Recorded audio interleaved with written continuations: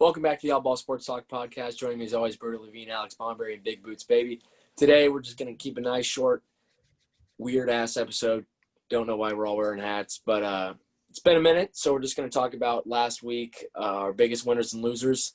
So, Brody, go ahead, start us off.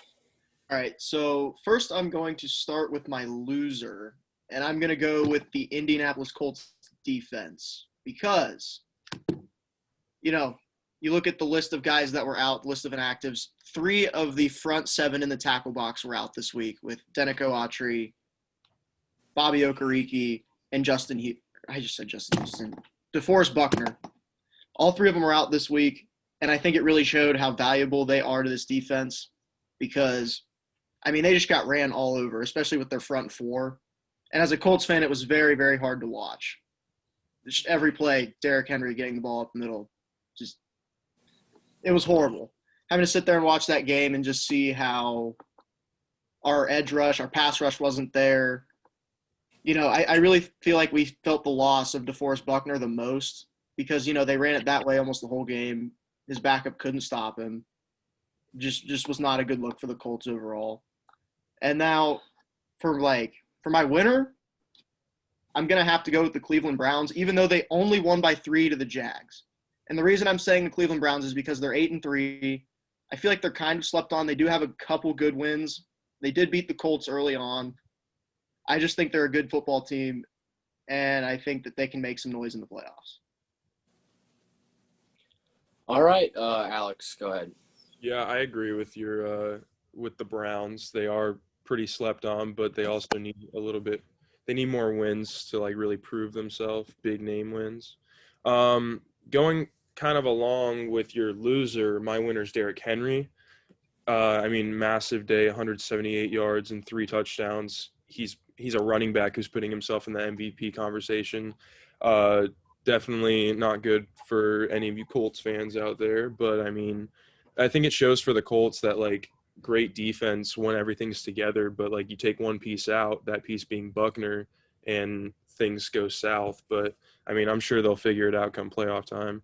And then my loser is going to be Matt Nagy, who not only gave up the play calling, which is never a good sign as a head coach, but is also now on a 6-game losing streak, with the most recent one being a pretty embarrassing loss to the Packers on prime time. So he could be out of his job here soon. I wouldn't be surprised to see that here in the next few days, weeks, somewhere in there. And then my other loser is going to be the Rams.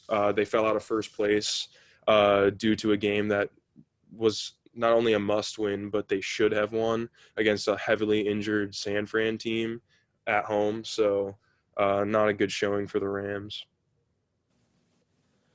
Yeah, so for my winners and losers, I think one of my winners this week has got to be New York. The Giants, of course. I think they go into Cincinnati and they get a okay win against in my opinion, a pretty bad football team. Without Joe Burrow, that Bengals offense scored 7 points, 10 points. They scored 10 points. Oh, that's right. They did have the kickoff. Oh, yeah. Because Brandon Wilson is just. They might have had over 100 yards of offense. Okay.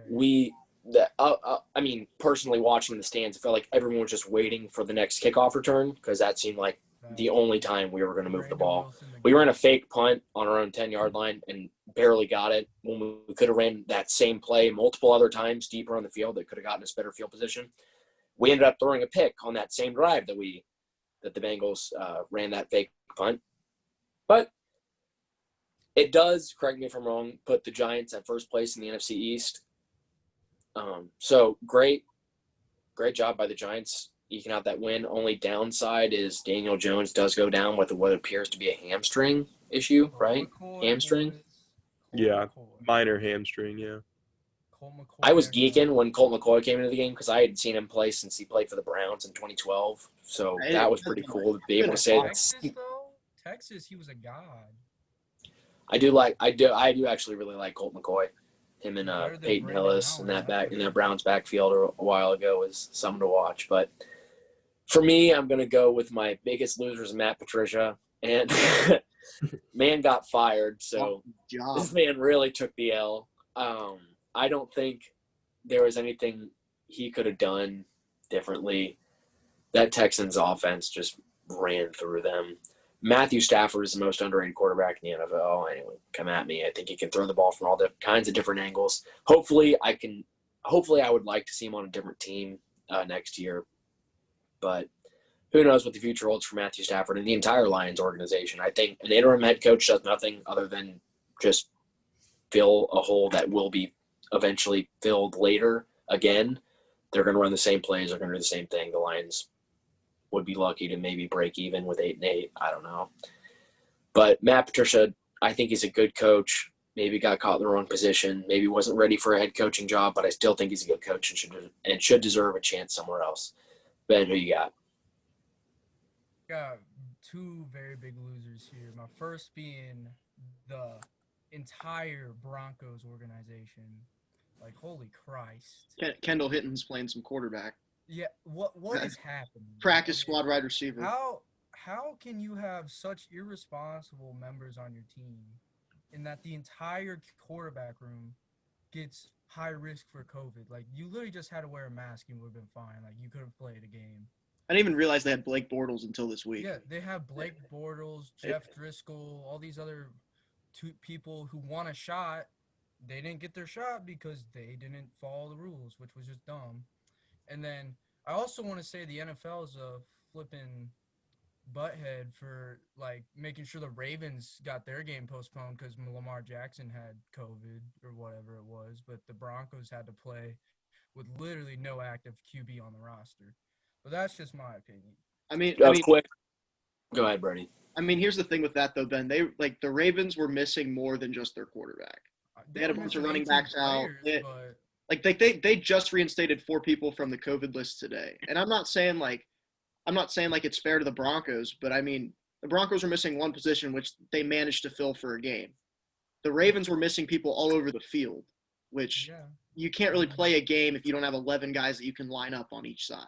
Yeah, I think it is heavily influenced by who they're playing, though. Like, Ravens-Steelers is a matchup everyone looks forward to, so they want everyone to be at full strength. Because if you look at, like, the Broncos, like, forcing them to play without a quarterback is pretty strict, I think. And then if you look at the Packers Thursday night game against San Fran, I mean, San Fran's team was already banged up, so the NFL just looks at the Packers roster and says, I mean, just go at it. You're probably going to win anyway, which it's not fair to all those other teams. At the end of the day, the NFL is a business. So, I mean, whatever makes them the most money, like, no one's going to watch that Broncos game. Sorry if you did. There's a lot of people that are going to watch that game. Whereas Ravens-Steelers is a primetime game that everyone wants to watch. Yeah. Well, did anybody else see that the Broncos tried to start their offensive quality control coach as their starting quarterback, and the NFL denied the request? That would have been hilarious. Like, that would have been much more fun to watch than Kendall Hinton playing quarterback. I would have tuned into the game to see how quality control coach like, playing. Can you imagine if that offensive quality control coach got in the game and scored a touchdown in the NFL? That would have been insane. Imagine he throws for 300 yards. Another thing that could be insane is if the Ravens start Trace McSorley, the internet will explode. Oh, God. Yeah. The internet will explode.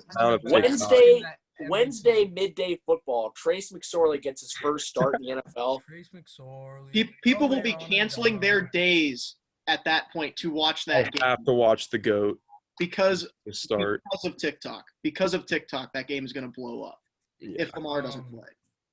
Yeah. All right. My second biggest loser is the Raiders. I mean, they got pummeled by it's a pretty decent Falcons team. Like, they have, like, in their games, they're very close games usually, but it's just kind of embarrassing to be, like, playing the Chiefs that hard and close and, like, beating the Chiefs and stuff like that to just getting smacked by a 3-7 Atlanta team at the time or whatever their record was. It's just a little disheartening because I was so high on the Raiders and how they were doing. I was loving what I was seeing, so I was like, that's kind of unfortunate. My biggest winner this week is the Lions organization because Matt Patricia got fired because he sucked. Yeah, Kobe, he sucked. Deal with it. Their coach before had more wins. LaFleur got as many wins in one season as Patricia did in what, like 4? Was it 4? I think it was 4 or 5. Maybe. No, it was 4. it's hard to succeed in a system like Detroit, though. I It is, don't, definitely. I The don't amount think of careers ruined by Detroit is Yeah, ridiculous. and as important as Patricia's firing is the GM getting fired. I Oh mean, yeah, did nothing for them. That's going to be a bigger deal than what the head coach is, because I truly don't believe that Matt Patricia was a bad head coach. But that, no, not at all. yeah, but that GM firing is going to mean a lot. That's going to mean a lot of, front office, decisions that will be changed. Who they draft is heavily influenced. People don't realize that when you go into drafts and in that war room, the owner and GM have the most say. almost more say than any of those coaches in that entire room. Yeah, The They coaches do have more say, like completely have more say. Like Jerry Jones was drafted. I fully believe that Jerry Jones drafted that entire class last year, Well, yeah, which he needs to shut seed the hell up. one. But that's a different topic. Ben, continue. All right, and then my next biggest winner is got to be the Vikings, just because of that close win over the Panthers, and the record improves, and I definitely believe they could snag a wild card spot. I know, Alex, you hate them, but I mean they could definitely snag a wild card spot, and Dalvin Cook's not to be screwed around with, man. He single-handedly beats teams, but I don't think they'll go that far even if they get into the playoffs, just because like Kirk Cousins is a liability. But yeah. I mean, good win or whatever against the Panthers, a struggling team. This has nothing to do with my hate for Minnesota that most definitely exists, but this is the team that just lost to the Cowboys last week. So heavily disagree that they will be touching anywhere near a wild card spot this year. There's no. Man, I don't know. Yeah, Ben, the NFL's really I just feel like it's much more competitive than it has been in years past this year. And that's the youngest secondary in the league right now, and we're looking at like one of the heaviest offensive years in a long time. So they're just going to continue to get picked apart by these great quarterbacks and lose games. So Jeremy Chin making his strong case. Yeah. Jeremy Chin, defensive rookie of the year for sure.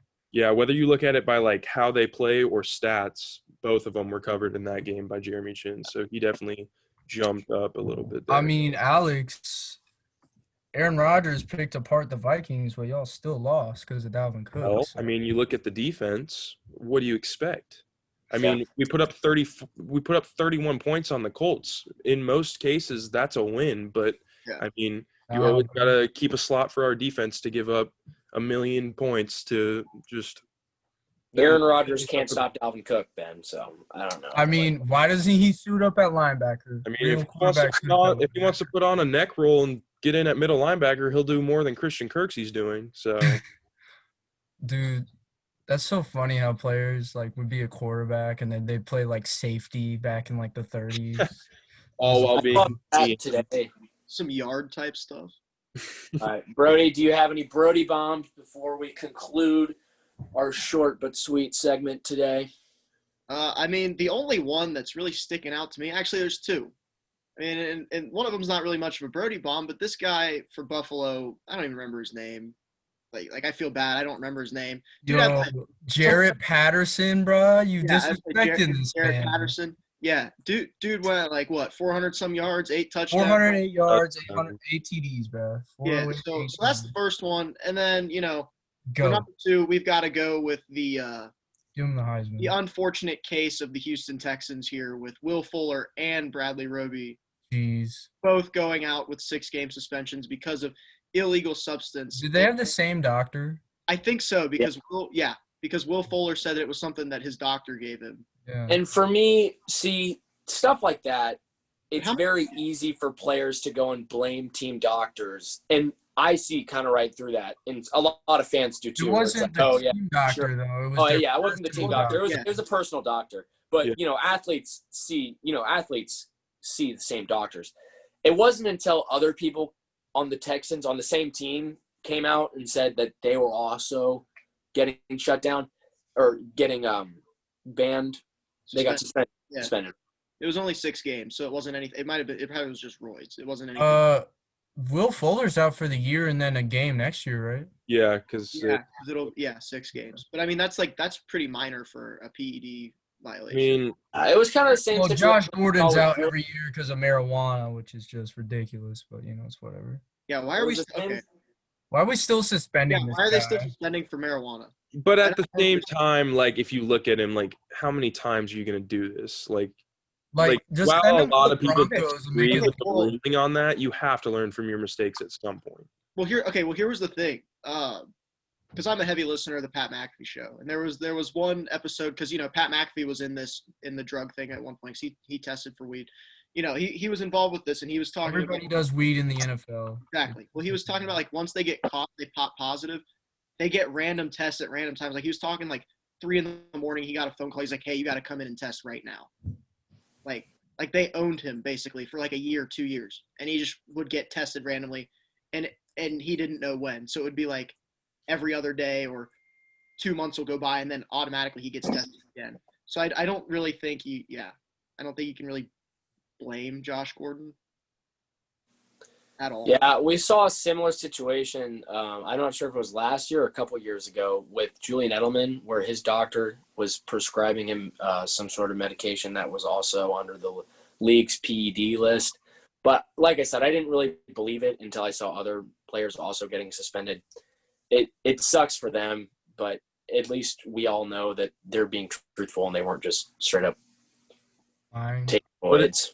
Something that's kind of crazy to me though is like I know it's heavily influenced that substances are a no-go, you will get suspended, but like you can't forget that Melvin Gordon got a DUI earlier this year and didn't miss a game. Yeah, I was gonna say he didn't even get suspended. Man's had a DUI. Like, I remember. Where are the morals there exactly? Because Will Fuller's PEDs aren't putting other people's lives in danger. Yeah. DUI. Did Tyreek Hill do something though? Like, didn't he like? Well, yeah, he like hit his kids. Like, Yeah. I was gonna say they didn't really suspend him for that, did they?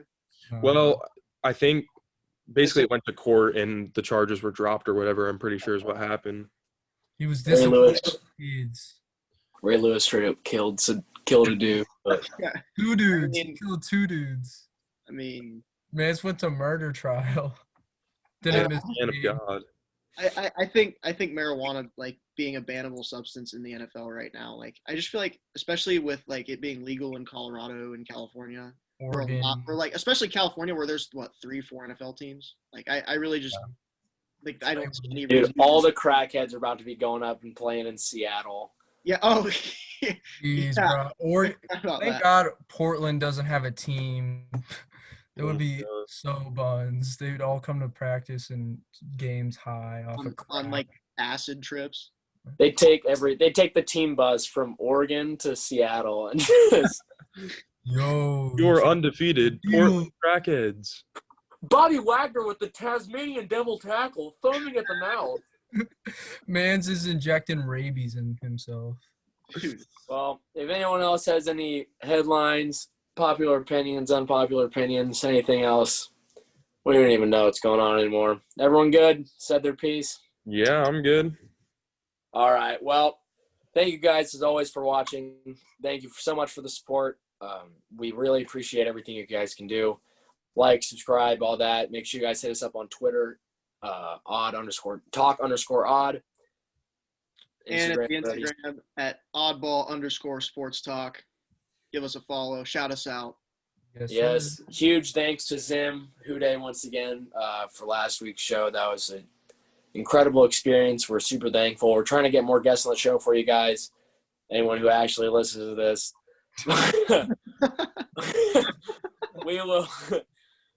We will see you guys later. Thank you so much for watching. Peace.